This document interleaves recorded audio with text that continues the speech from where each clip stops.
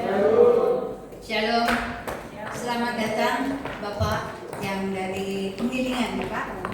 Selamat datang. Inilah ibadah kita di sini jam 10. Tadi saya sudah dengar dari sisi katanya ya mungkin terlambat di tempat Bapak. Di sini jam 10. Jadi boleh datang di sini kalau memang di tempat kita terlalu jauh atau daripada tidak ibadah ya Pak. Selamat datang, puji nama Tuhan. Kita bersyukur juga karena pengharapan kita kepada Tuhan. Di 2 minggu yang lalu ada yang namanya Vira ya. 2 minggu yang lalu dia mau terima Yesus sebagai juru selamat.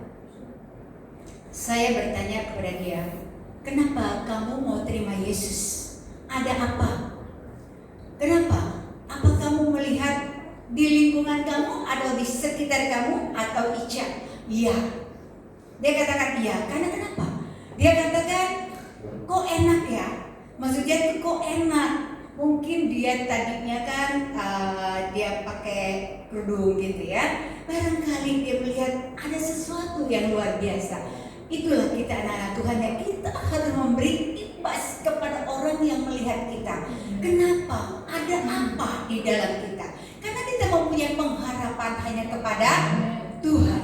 Sama dengan pujian tadi. Tanpa pengharapan kita kepada Tuhan, ya kan? Kita sia-sia yang kita lakukan.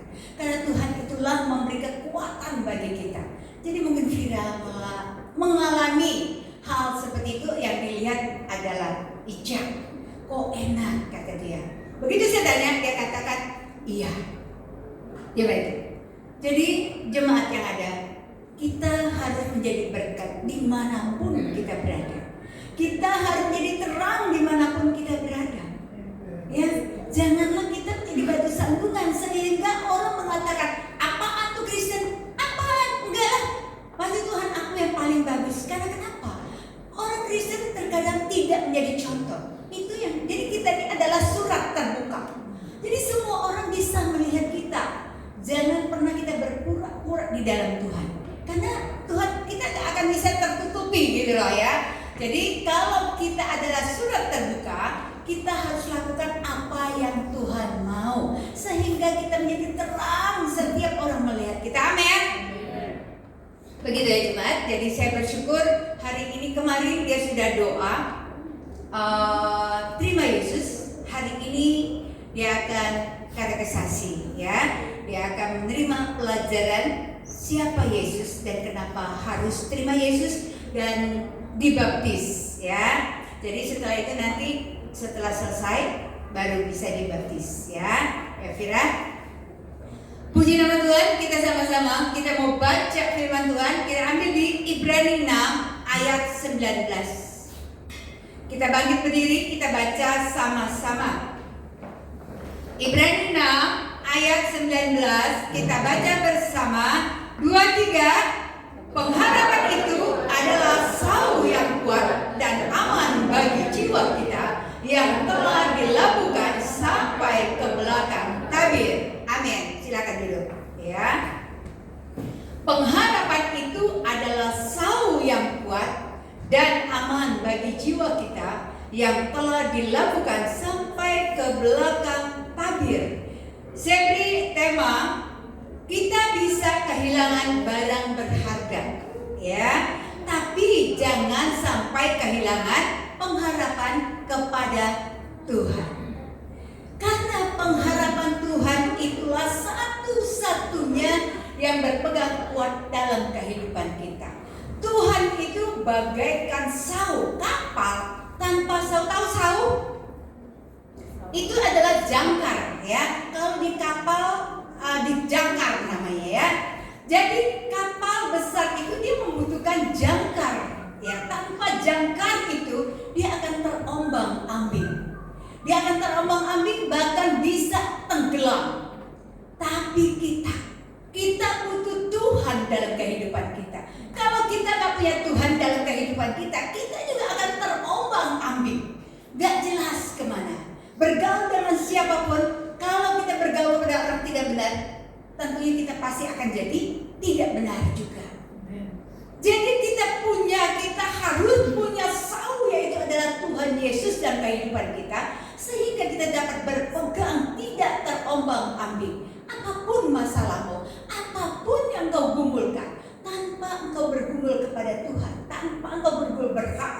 kepada Tuhan, gak akan ada jawaban. Amin. Karena Tuhan itulah satu-satunya pengharapan kita. Pengharapan orang percaya kepada Yesus adalah seperti Saul yang kuat dan aman bagi jiwa yang telah dilabuhkan sampai di belakang tabir, yaitu ke dalam kehadiran Tuhan kita. Jadi kita harus labuhkan diri kita itu adalah di dalam kehadiran Tuhan. Kalau kita tidak pernah mengundang Tuhan, tidak menghadirkan Tuhan dalam hidup kita, sia-sialah hidup kita. Karena di luar Tuhan itu kita tidak bisa berbuat apa-apa. Amin gak sih? Amin apa enggak amin? Atau pengharapan kita sama tetangga kita, pengharapan kita kepada orang kaya, di sana tuh ada orang kaya. Barangkali kalau aku datang, aku bisa minta pertolongan orang kaya, bisa memberikan kepada aku. Enggak ada, ya. Jangan sangka orang kaya itu gampang memberi, kamu datang. Satu-satunya pertolongan kita hanya Yesus. Tanpa Yesus dalam kehidupan kita, percuma pengharapan kita. Saya percaya Pak Rudi, Pak Donson masih ada duduk bersama-sama dengan kita. Itu karena pengharapan kepada Tuhan. Amin kata Rudi. Kurang lama mereka ke rumah sakit, gak kurang lama ya. Saya rasa kekhawatiran tuh ada dong. Ada nggak Bu Mes? Ada. Nggak munafik, pikiran ini ada, ya kan? Waduh, ini ada apa? Itu pasti. Tapi karena pengharapan Pak Donson, pengharapan Pak Rudi, ya kan kepada Tuhan, Tuhan masih izinkan ada.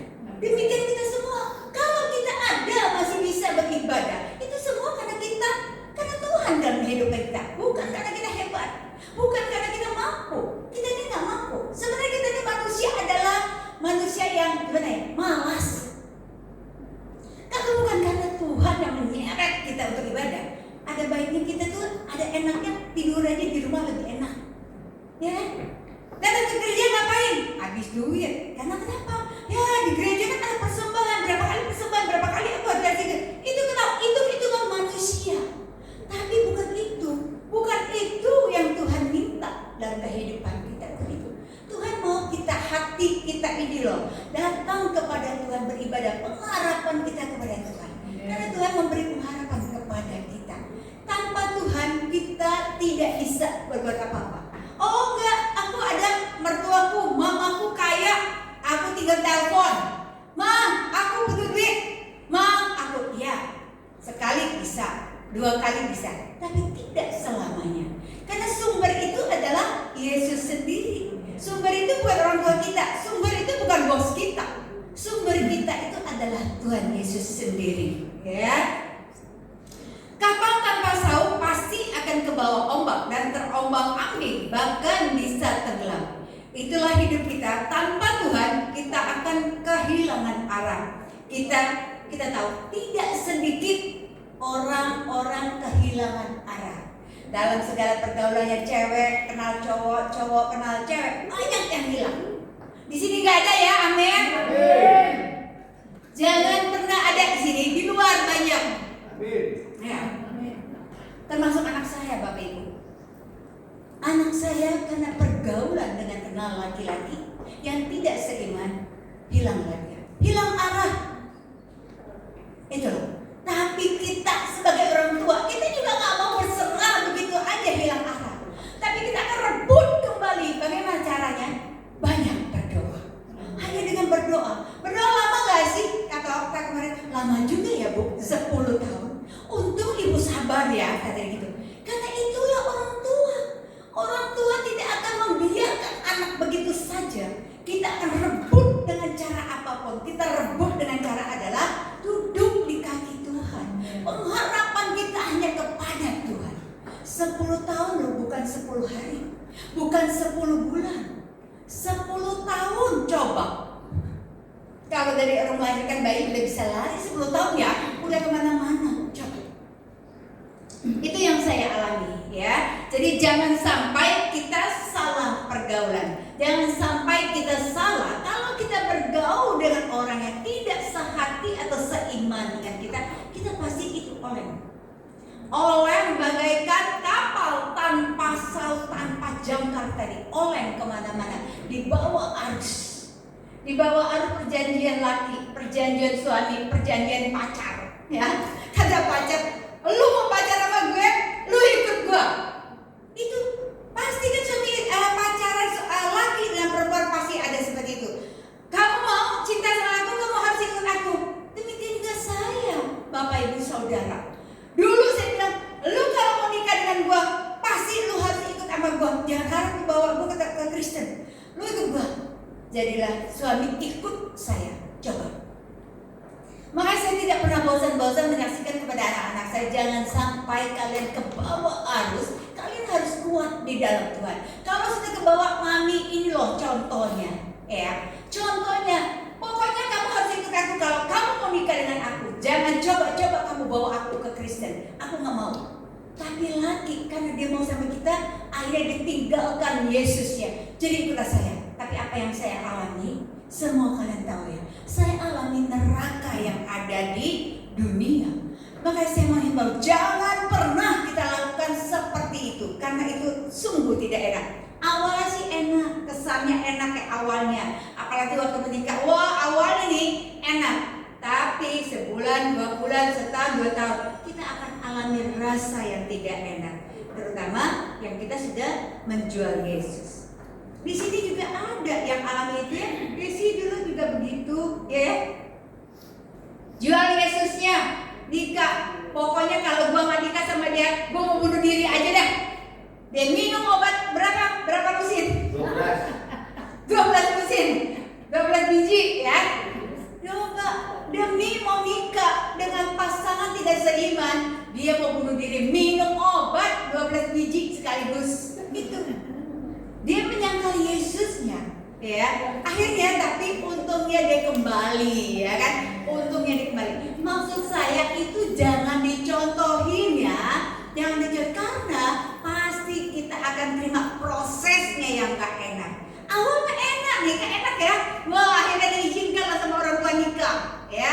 Nikah enak, sehari 2 hari, damai nggak? Damai nggak deh? Enggak. Pasti dikejar-kejar sama Tuhan gitu ya. Saya alami. Kalau saya bisa bicara bukan katanya, saya alami apa yang saya bicarakan itu saya alami. Maka saya menghimbau jangan pernah, kalau kita punya pengharapan kepada Tuhan, tetap Tuhan. Jadi jangan pernah jual Tuhanmu demi laki-laki yang gantengnya seapa, demi perempuan yang cantiknya sebagaikan bidadari. Nggak ada gunanya kalau kita tinggalkan Yesus. Ya, pasti akan terima masalah yang kita alami.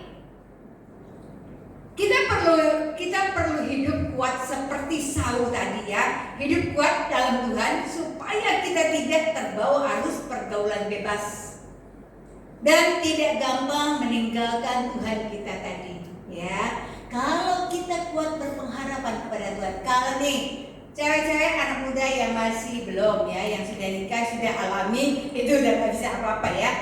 Anak muda, calon, nanti kalau ketemu pasangan atau cowok atau cewek yang mau kita, tanya dulu dari mana asalnya, ya, dari mana asalnya. Oh, kamu asalnya beda dengan saya, nggak bisa kita. Sekalipun dia cantik, ya Gion, sekalipun dia cantik bagaikan bidadari, jangan mau kalau tidak sama, karena pasti kita akan lewatin proses gitu loh, ya.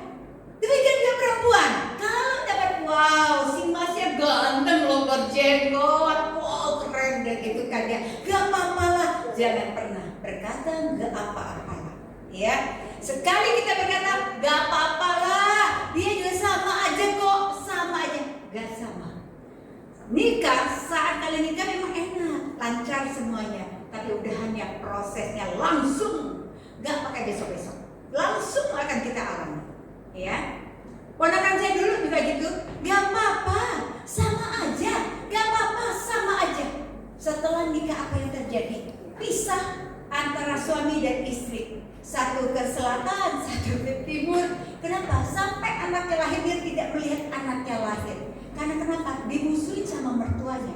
Itu pasti ada proses, ya kan? Nikahnya boleh, masa udah nikahnya bisa diusir sama mertua? Kenapa? Itu saya percaya banget karena itu proses Tuhan buat dia, gitu ya. akhirnya lari ke narkoba. Lari ke narkoba. Itu seizin Tuhan segala sesuatu. Maka kalau kita dalam Tuhan, jangan sampai kita diproses dengan hal-hal itu. Sakit kalau diproses. Saya dulu diproses sampai rumah digadai. Rumah digadai di bank, bayar udah gak sanggup lagi bayar. Terus kita jual rumah, pindahlah kita dulu. Ya, itu kita terima proses. Jadi gak ada yang enak-enak. Semuanya gak ada yang enak. Tapi kalau di dalam Tuhan, seizin Tuhan, semua sepemberi Tuhan, itu semuanya pasti enak, ya. Karena pengharapan Tuhan itu, pengharapan kita kepada Tuhan itu, Tuhan tidak akan pernah meninggalkan kita. Jadi kita teruslah berharap kepada Tuhan. Kita tahu seperti Daud, coba kita baca Mazmur 71 ayat 5. Mazmur 71 ayat 5, kita lihat apa kata Daud, ya. Sebab Engkaulah harapanku ya Tuhan, kepercayaanku sejak masa muda ya Allah. Kita tahu Daud berharap kepada Tuhan dari masa mudanya.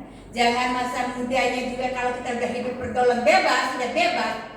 Gimana kita mau jadi orang benar ya kalau kita sudah bebas, itu udah kebawa angin bebas. Tuanya nanti kita baru mau bertobat, itu udah bukan telat ya, itu udah rada terlambat ya. Kalau kita mudanya udah bergaju, udah hidup tidak benar di dalam Tuhan, tuanya baru kita bertobat. Terus ya kalau Tuhan kita masih berfungsi, kalau Tuhan kita tinggal sakit-sakitan, terus tinggal kita nggak melakukan apa-apa buat Tuhan, ya. Jadi itu loh yang Tuhan mau. Sebab Engkaulah harapanku ya Tuhan, kata Daud. Kepercayaanku itu sejak masa mudaku. Kita tahu Daud ya. Daud berpengharapan kepada Tuhan. Begitu Daud, orang-orang mau melawan Goliat, pakai tameng, pakai segala macam. Daud hanya pakai ketapel. Ya. Kenapa kata Daud? Aku percaya hanya dalam nama Tuhan. Mati. Coba Goliat. Heran ya, hebat gak? Coba kita pikir dalam nama Tuhan itu luar biasa. Karena Tuhan itu dahsyat adanya. Tanpa pengharapan kepada Tuhan, kita itu nggak bisa berapa apa ya. Saya percaya di sini kita nggak ada yang tidak berharap kepada Tuhan. Semua kita berharap pada Tuhan. Saya aja nih, Tuhan, karena Tuhan tuh tahu loh Tuhan, banyak banget Tuhan keperluan aku yang harus aku selesaikan. Tuhan, dan Tuhan tuh belum jawab aku loh. Coba, kan di saat kita nih ya, setiap kita istri-istri, ibu-ibu, gak ada kita yang tidak berharap kepada Tuhan. Karena Tuhan itu pengharapan. Kadang-kadang dilihat dengan kasat mata rasa, Tuhan, kapan sih Tuhan, kapan? Itu. Tapi Tuhan bilang, bersyukurlah dalam segala hal. Di saat kita tahu bersyukur, di saat itu juga Tuhan tahu apa yang harus kita lakukan. Saya bilang sama suami saya, Pih, rasanya sudah 2 minggu loh ya, kamu ngomong sabar. Kita nggak bisa loh bayar dengan kata-kata sabar, gitu ya. Jadi jangan apa ya kata orangnya, Ni kan wah kan ni hao. Jadi jangan lihat wow, bugem itu enak loh, semuanya enak, semuanya tercukupkan. Kalian nggak tahu kan? Kalau lagi per bulan, ya, kita kerja bisa aja kan, yang kerja belum dibayar, jadi kita harus bisa di mana ya? Sampai sih kamu kok nggak pernah nanya sih aku? Maksudnya nih, kamu bisa? Aku tahu nih, dia jawab loh. Ini baru kemarin. Aku tahu nih, kamu bisa. Coba, bisa dari mana coba? 2 minggu kamu nggak kasih uang gitu misalnya gitu ya. Dari mana? Tapi dia tahu. Dari mana? Dia tahu apa? Saya bilang, kamu tahu aku punya simpanan. Jadi dia jawab dengan enaknya, aku tahu nih, kamu bisa, gitu ya. Tapi akhirnya dia transfer juga, gitu kan ya. Karena kenapa? Nih ibu-ibu, coba aku tanya jujur aja ya. Pengharapan kita kepada Tuhan. Tapi kalau kita lagi nggak pegang uang, pusing nggak sih? Pusing ya. Karena kenapa? Kita harus ke pasar, ya kan? Kita harus ke pasar, harus masak apa? Sedangkan mereka tahunya makan, ya kan? Mereka tahunya makan, mereka nggak tahu ini ada nabung, ya, pernah nabung. Tabungan itu kalau kita lagi kondisi lagi benar-benar peceklik gitu ya, itu benar. Jadi itu ada. Kalau kita nggak pernah nabung, giliran kita peceklik, kita nggak ada gitu loh. Nah itu. Jadi kita pengharapan kita kepada Tuhan itu ada. Suami bilang, aku percaya kamu bisa, kamu ada. Dari mana? Itu ibu-ibu, ya. Kita ibu-ibu di rumah. Kalau bapak-bapak ngasih nggak cukup atau belum waktunya sudah nggak ada, itu pengharapan kita ibu-ibu kayak gitu. Ibaratnya kita ya udah hari ini tadinya aku mau beli ikan, tapi duitnya nggak cukup, masa kita mau ngamuk? Ya udah kita beli tempe, sama aja kan masaknya rasa ikan aja gitu loh. Amin. Pernah nggak sih seperti itu ibu-ibu? Sering. Ya puji Tuhan sih ngaku benar. Jadi kita itu loh pengharapan kita kepada Tuhan. Tapi kalau uang tidak mencukupi, jangan kita marah-marah atau kita ngamuk gitu ya, atau kita ngamuk. Jadi yang tadi mau masak ikan, masak tempe dengan bumbu ikan, ya ikan roa ya, tempe dikasih ikan roa dikit-dikit kan udah bau ikan, ya itu.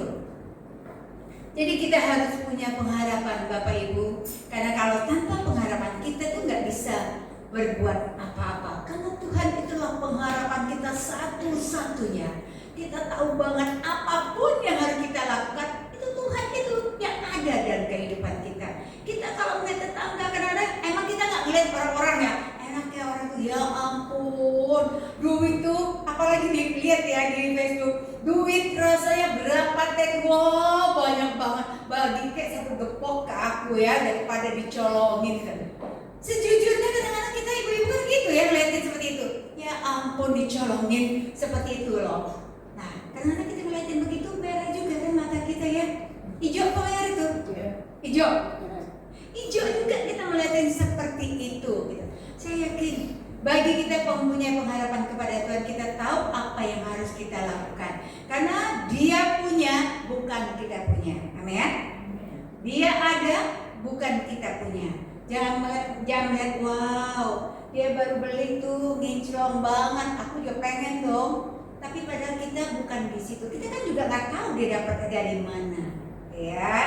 Jadi berpeganglah sama Tuhan tanpa henti, terus berharap dan berharap, karena hanya Tuhan Yesus yang mampu memberikan jalan keluar buat kita semua. Karena kalau kita berpengharapan kepada mertua, kepada orang tua, kepada saudara, siapapun, kita akan kecewa. Tapi kalau kita berharap dan berpegang kepada Yesus, kita tahu ada jalan keluar. Karena Yesus tidak pernah meninggalkan kita, itu janjinya. Janji Tuhan, karena Dia tidak pernah meninggalkan kita. Sekalipun kita tidak setia, tapi Tuhan tetap setia, ya. Puji nama Tuhan. Silakan.